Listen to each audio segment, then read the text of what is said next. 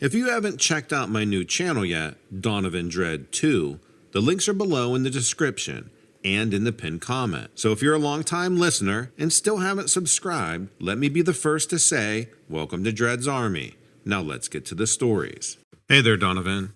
I'm from upstate Wisconsin, and I've got a story that I think you'll want to hear, and maybe help me out. I don't know. I don't really know how to fix this. I'm a doctor, and I work in a town of maybe 700 people. Our closest neighbor is an active army base. Sometimes I'll get visitors from there if their hospital is too busy, or they'll send a nurse or two over to help me out. The point is, I've got a good working relationship with that base. I have a patient who I'll refer to as Sharon, and she's a military wife. She came to see me once because of a health emergency. At the time, the base was too far out of reach. She's been my patient since then. I had her for a little over 5 years now. The thing about Sharon is that she's a pretty level-headed person. She doesn't make a big deal out of things. So when she came to me and said that she was concerned for her husband, Cole, I took her at her word. She said that Cole had gotten the flu and wasn't recovering like he was supposed to. He had been bedridden for 3 weeks. She took him to the VA hospital and he got released the next day, even though he wasn't any better. This immediately seemed strange to me. I trusted that VA hospital, and honestly, it was one of the better ones I'd seen. It wasn't like them to shirk their duty like that. And worst of all, my hands were tied. I wasn't Cole's primary care, so I couldn't write him a prescription. I couldn't do anything except give Sharon some tips and ask her to keep me updated. I felt terrible. She came back 2 days later and said Cole had recovered to full strength. I was as confused as she was. For him to make a turnaround like that, after being sick for so long, was bizarre. I told her to keep an eye on him just in case. Then Sharon called me around midnight on my emergency number. She said that Cole was awake but unresponsive. We did a video call on my cell phone, and I saw what she meant. He was sitting up in bed with his eyes open, but he didn't react when she talked to him, touched him, nothing. He was ignoring her. He was a serious man, and he didn't play jokes like that. It was like he didn't see her at all. I thought he had a mental break of some sort, or something in his brain had gone wrong from the flu. Sharon had tried calling the VA, and been blown off each time. I told her to drive Cole to my office, and I would do all I could. They didn't even make it off the base. Sharon was turned back when she tried to leave. We were actually on the phone at the time because she had put me on a video call and left me on mute. I couldn't see much because of the way she hid the phone in her purse, but I heard what was going on. A pair of officers argued with her and wore her down, even though they could all see the shape Cole was in. There was nothing I could do. The next day, one of the VA doctors came to my office. He was accompanied by a soldier, but that guy at least had the courtesy to stay in the waiting room. The doctor asked me about my relationship to Sharon. He wanted me to turn over all my files on both her and Cole. I didn't have anything the VA hospital wouldn't already know about, and I had nothing on Cole at all. I told him so. He didn't seem convinced. There was nothing I could give him without violating a patient privacy law. That alone made his visit pointless. We both knew that, but I think he tried to bulldoze over me just to prove that he could. After that, I was scared to contact Sharon. I didn't want to get her into any more trouble with the Army. Still, I didn't want to leave her on her own. Another 2 days passed before she was able to call me again. She said Cole had returned to normal and acting like nothing was wrong. He didn't seem to be in any pain, but as soon as the sun went down, he'd go quiet again. I told her she needed to time how long he was functional. We had to figure out if he was awake for a set number of hours, or if it was really linked to the nighttime. By this point, I was pretty sure this was some sort of medical experiment. Sharon was probably thinking the same thing, but neither of us risked saying it over the phone. I couldn't think of any way to help her. Another couple days passed. When Sharon called me again, it was to say that Cole had been admitted into the VA hospital. She didn't know whether this would be the end of it or if he'd come out even worse. I didn't hear from her for weeks after that. No one else from the Army came to my office. I got a letter from Sharon after a while. It wasn't much. She just let me know that Cole was okay and had been reassigned to a base in Illinois. All of this happened over the past fall. I haven't seen either of them since September, and I don't know how they're doing. Sharon asked me to get in touch with some of her and Cole's family, and I have, but they don't know much more than I do. Thanks for listening. Maybe Sharon is out there listening too. I don't know. If they're out there, and I hope they are, I hope they're okay.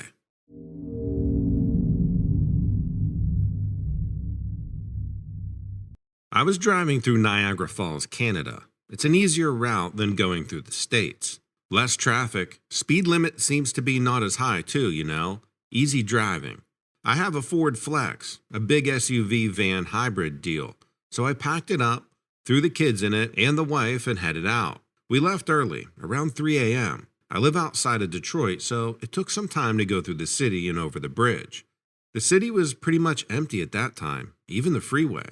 It was nice to see the city without people for once. Kind of eerie too, but quiet and peaceful. I rolled down the window a bit and just took in the early morning air. It was nice not to have to fight traffic, and there wasn't much construction being done. So none of the route was closed off or barreled off with construction barrels. The wife and the kids fell back asleep pretty fast. The kids as soon as we backed out of the driveway, pretty much. My wife after we went through security and over the bridge. Luckily, we weren't one of the random cars they stopped and searched. I stopped at McDonald's in Windsor, right next to the bridge to get some coffee for the road, and then I jumped right onto the provincial freeway heading out. It was great. There was hardly any traffic in the city, and barely a soul on the highway. I could have counted the amount of cars I saw in one hand. It's just a nice easy drive, and I'm not a fan of driving really. I've never really liked it. Don't get me wrong, I'll do it, especially on long trips like this. I just don't like traffic. I don't like the congestion, the stopping, the going, all of that. I like to take in the scenery, not to be bothered with stress and waits and people laying on their horns. I think most people are probably in agreement when it comes to that stuff. It's hard for some people to stay awake on the roads like this, though. They tell you to watch out for other cars, and especially sleepy truckers. Keep vigilant and all that. I had the family, the coffee, so I was okay. There's also not very many lights on some of the more open stretches of the highway.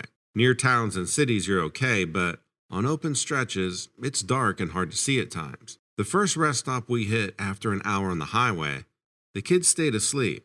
Me and the wife took turns hitting the bathrooms. Me especially after all the coffee. There's like no one really around. And yeah, those stops can be kind of creepy. And sometimes, stuff happens at those rest stops.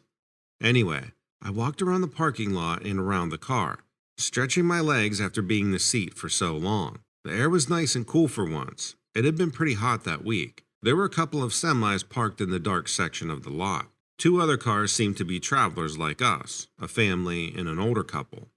The rest stops are usually pretty brightly lit to attract the eye from the road, I think. After I walked around a bit more, I finally got back into the car and we headed out onto the road. It was another maybe half hour, or 38 minutes tops, barren highway, nothing but open countryside on either side. I go to yawn, and something dark moves across the road, and I hit it. It's not deer season, it's June. What the hell did I just hit? That was my first thought. I don't know why, maybe because of the size of it, but again, it wasn't deer season, so what are the odds? Anyway, I slow down the car and get off to the side. My wife wakes up. I tell her that I think I hit something. Maybe a deer, maybe a dog, I don't know. I look in the rearview mirror and I don't see anything. It's still pretty dark out. There's not really any lights. Anyway, I decide to get out of the car and use my phone as a flashlight. I stop though because it's dark and it's early morning. I guess I kind of just froze waiting for something to happen. It's kind of a silly reaction, but it happens. And you feel kind of ridiculous. I guess I was waiting to hear something, maybe, or wait for something to get up and move. I'm not really sure, but I just stood next to the car for a few minutes before I started to move super slowly back to see what I hit. I didn't see anything at first, but about maybe 10 feet from the car, I see a weird pale sack in some of the grass at the side of the road. I look around, shine a light, and don't really see anything else. I walk up closer, and the sack gets bigger. And then the folds kind of move, and I stop. This thing shoots out. I mean, it really moves. and I drop my phone. I go to pick it up and follow where it's moving, and I see arms and legs shuffling, and this thing is taking off for a group of trees. I'm just standing there in shock, trying to make out what in the hell is this thing. What I thought was a pale like sackcloth is skin, I think, and this thing is traveling on all fours. I didn't get a good look at its face, but I saw these big black circles. Maybe its eyes. It was moving so fast it was hard to tell. I thought about going after it. I even moved up closer and down towards the trees. It didn't make any noise, but I could hear it moving through the brush. But I stopped myself thinking about my kids and my wife in the car. I just stood still, flashing my light near the trees, trying to see something. I could hear it moving after a while, too. It just got quiet and still. I heard my wife call out to me, but it took a few seconds to register. I just got back into the car and sat down. I didn't know what to think or what to do. I just told my wife it was nothing and started the car back up. It took maybe 2 days before I could tell my wife. She said she believed me. I don't know. I don't believe me. It was the strangest experience in my life. I still don't believe it at times. I spent this last summer working as a camp counselor near Rocky Mountain Park in Colorado. Well, I wasn't really a counselor, more of a camp aide. I helped the actual counselors maintain the camp and keep an eye on the kids. I don't want to give any names because I don't think the camp deserves any negative publicity for what happened. I had been attending this camp for the better part of a decade and knew some of the other kids and folks who worked there very well. I spent most of my time with these guys as I did my own parents. Every summer, like clockwork, I was shipped off to camp for all of July and half of August. I didn't really mind though. The counselors took really good care of the kids, and every day was kind of like a new adventure. Canoeing, hiking, and horseback riding was the norm, not to mention the nightly feast and campfire songs. It could be kind of cheesy at times, but everyone was always having a good time, so who cares? This summer, I was finally old enough not to have to go to camp, but I knew they were always looking for aides, and I didn't really have any other plans, so I took a job with the camp, knowing I was pretty much getting paid to do all the cool stuff I like to do anyway. It was about the end of the third week when this bizarre event occurred. The group I was with, made up of 14 kids, 2 counselors and another aide, had went out for the day for an extended hike. Now these kind of activities were for older kids at the camp, around 13 or 14, so you could imagine the noise level of this rambunctious caravan. We had left at 8 a.m., hiked 5 miles and stopped for lunch, preparing to turn around and head back afterwards. The kids were pretty ambitious that day, so the 5 miles was a good bit deeper than we would normally go. It wasn't really a big deal though. The counselors knew the area like their own living rooms, and the spot we stopped at had a cool spring which the kids took turns swimming in. I was sitting not too far away from the kids in the spring, eating lunch and just chatting with the other aide, when we heard this sharp crack echo throughout the surrounding forest. All the activity in our little group stopped for a minute, and we heard it again followed by another crack, this time from a different direction. After the third crack, the oldest counselor in the group, we'll call him Benny, started scrambling to get the kids out of the spring and dressed. Me and the other aide were confused and a little unnerved to see him acting this way. Benny was an older guy, real outdoorsy and totally comfortable in the forest. Me and the other aide jumped up, leaving our lunch sitting on a log, and rushed over to Benny to figure out what was going on. Then we heard it. It was a deep bellow, not unlike a bear's roar, but I could have sworn that it was almost human. Whatever it was answered by another bellow from where the other cracking noise had come from. Benny was screaming to run at this point and shouted for me to take point. I grabbed a few nearby kids and yelled for the rest to follow me, moving fast back the way we had come. As we ran, I looked back a few times to see if we had everyone, but couldn't stop long enough to tell. I just hoped that Benny and the other counselor had gotten a head count. We ran nonstop for a good 10 minutes, until I heard Benny from the back of the group calling for a halt. I was wheezing heavily by now. A full run through the mountain trail isn't like a jog on a paved street. There's roots, rocks, and a dozen other things that slow you down. And frankly, we were lucky nobody had fallen badly enough to get hurt or broken an ankle. Me and the other aide got it together enough to do a quick head count, while Benny and the other counselor went off to the side to talk. After confirming all the kids were with us, I went over to join Benny and the other counselor. I managed to catch the tail end of their conversation.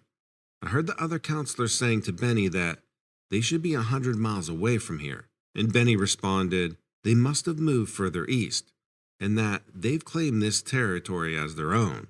The rest of the conversation was cut short by a roar from nearby, followed by a thud and a scream coming from the main body of the group. Something had tossed a small boulder into the mass of kids, nearly taking the head off one of the boys leaning against a tree. There was a hysteria throughout the group, and the kids almost started running off in separate directions when Barry shouted commands and pulled everyone back together. The other camp counselor got the kids moving in a unified pack.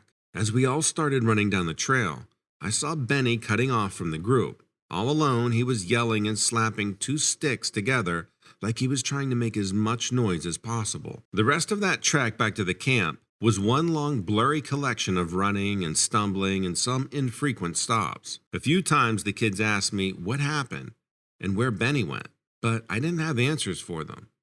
Near the point of exhaustion, we finally made it back to camp.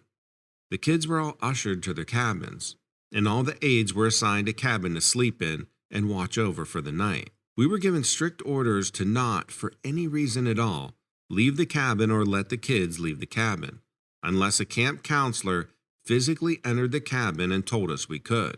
We were even given a few buckets in case we needed to answer nature's call. When we woke up the next day, we were finally allowed out of our cabins. We were called for a general assembly. Benny had made it back to camp sometime in the middle of the night. He had cuts all up and down his left side of his body, and his arm was in a sling.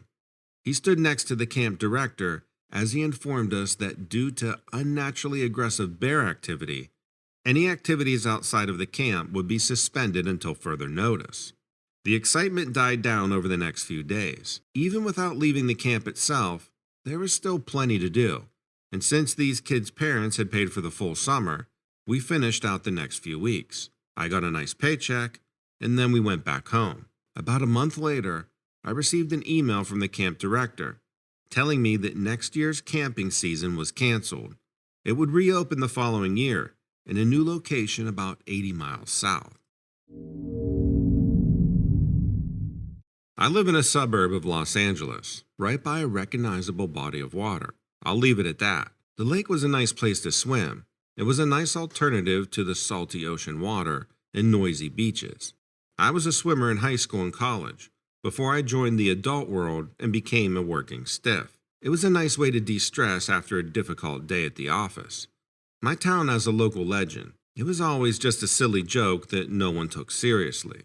Since I was a kid, I was told by teachers and adults that the lake was home to a terrifying sea serpent. It used to terrify us as kids, but it became a draw to the lake. Tourists flocked to our small town, and it became an expensive resort town, hoping to see the serpent. The locals seemed to adopt this legend as enthusiastically as the tourists. My swim team even had the same sea serpent logo as the touristy t-shirts. It was a point of pride for us. We were the sea monsters. We're ferocious and we swim faster than you. That is always what it was to me. A silly story and a campy mascot. Any actual query into the existence of this creature was always seen as kinda dumb. It was like a conspiracy theory.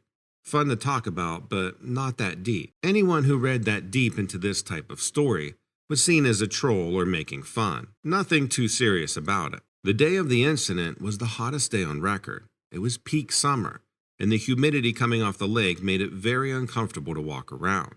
When I arrived at work, the unthinkable happened.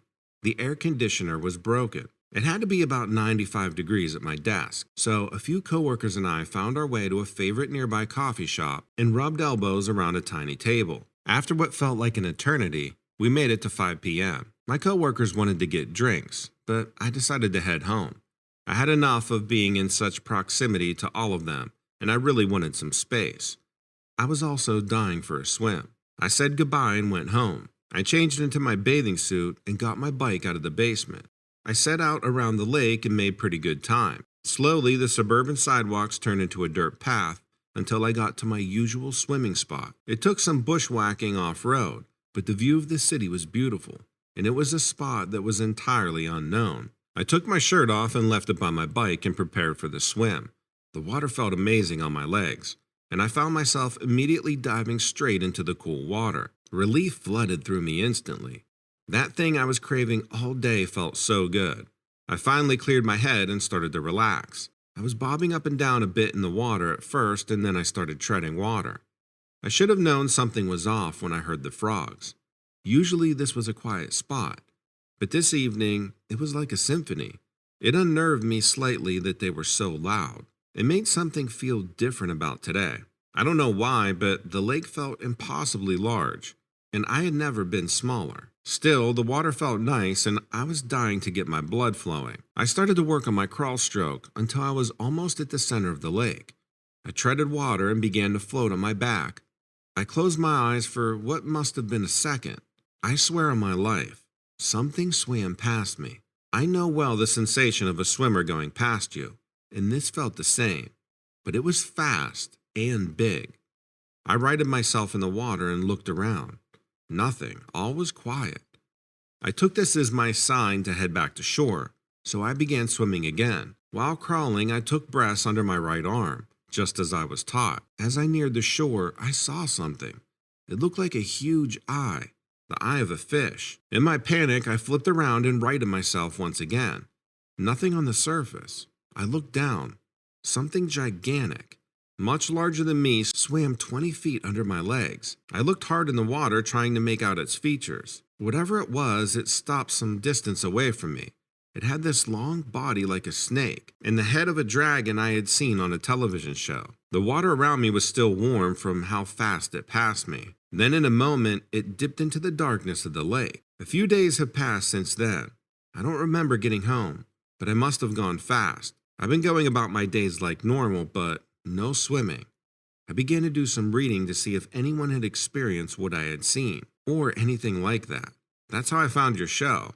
I'd be so happy if you read this online. Maybe give me a little clarity to what I saw. I don't know when I'll swim again, but I'll be careful when I do. Thanks for watching, and let me know what you think of these stories in the comments below. Don't forget that you can listen to my episodes on any of your favorite podcasting platforms. I try to upload every single day on this channel, and on Donovan Dread 2, where I release shorter content. Same great encounters, just a little bit shorter. Also, if you want to see crazy encounters captured on trail cams, then check out Dread Captures. It's part of the Dread Network, where we go over live footage of very strange encounters that are sent into the Facebook group or videos that are circulating on the web. Last but certainly not least, check out Lilith Dread. She releases the same great content daily on her channel. You'll find all of these links below. Thanks and take care.